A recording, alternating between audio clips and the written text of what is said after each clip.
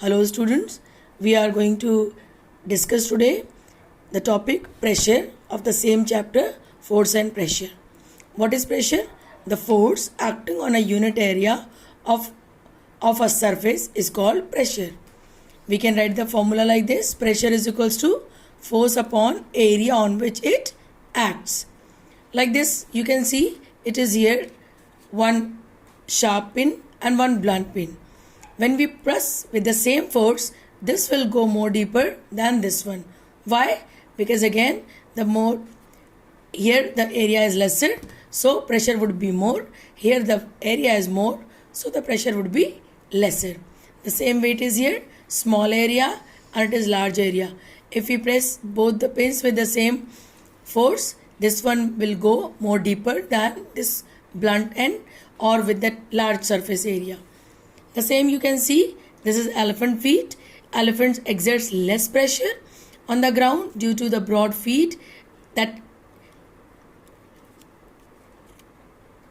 covers a larger area, whereas camel feet, that camel can walk easily on sand due to their broad feet, which exert lesser pressure on the ground, and that's why does not sink in the sand. The same way we can see, you have shoes with bigger heels, whereas some girls or ladies wear that pencil heel, we call them. So this exerts more pressure, and this one, because of larger area, it exerts lesser pressure. One more example, if we take the knife and sharp end outside and blunt end inwards, and we press even an eraser, we are not able to cut it easily. Whereas with sharp end towards the eraser, can cut the eraser easily. You must have seen this application also. Ladies in village, when they carry a pot of water, they put one rounded cloth piece over their head so that the area that becomes larger and the pressure exerted by this pot becomes lesser. Now pressure is measured in Pascal. Since standard unit of force is Newton, how to calculate Pascal? Standard unit of force is Newton and that of area is meter square. Therefore, 1 Pascal is equals to 1 Newton upon meter square.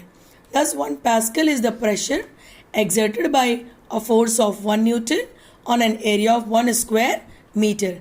And we can say pressure is inversely proportional to area. When we write 1 upon area means inversely proportional. When we write without this 1, if we write area in numerator, it becomes directly proportional. So pressure is equals to force upon area. Thus pressure decreases with increase in the area and increases with decrease in area. Now what is the application of pressure?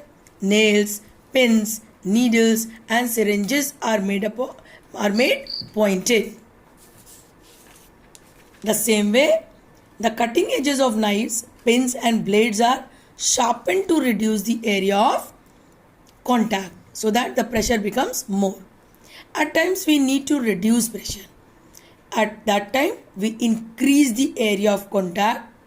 Like with pointed heels, you cannot walk in sand. Due to larger pressure, feet will sink deep in the sand. Whereas as slippers have larger area of contact, so exerts lesser pressure and you can walk easily.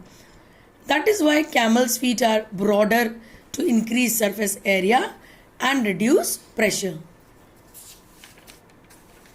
Now pressure exerted by liquids and gases. Fine. Solids also exert pressure. The same way liquids and gases also exert pressure. So this is simple activity. See, this is your tube. Here lesser water is there. So you can see balloon is little inflated, whereas when water is more in that column, that balloon becomes bigger. So pressure exerted by water at the bottom of the container depends on the height of its column. If height is the column of water is more, pressure at the bottom will be much. The same way, let's move on to next experiment activity. Here in the bottle, just to see the pressure exerted by liquid, we see what is happening here. This balloon gets inflated. Why? Because the liquid exerts pressure on the wall of the container and it goes to this balloon. The same way liquid exerts equal pressure at the same depth. Like if we take a bottle and mark at the same height these holes, that water from these 3 holes will come with equal pressure. Here we can see again the bottle is there filled with water, and what is happening? See, we have marked that hole 1 A, B, C, D, E. But what do we see? That E1 pressure is largest, then D lesser, then C little less. So it means at the bottom the pressure is maximum. From the activity we came to know that liquid exerts pressure on the wall of the container in which it is kept. Liquid exerts equal pressure from second activity at equal depth. From this activity, liquid exerts different pressure at different depth. Means it increases with the depth.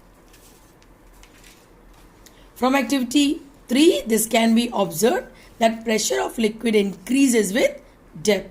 Thank you.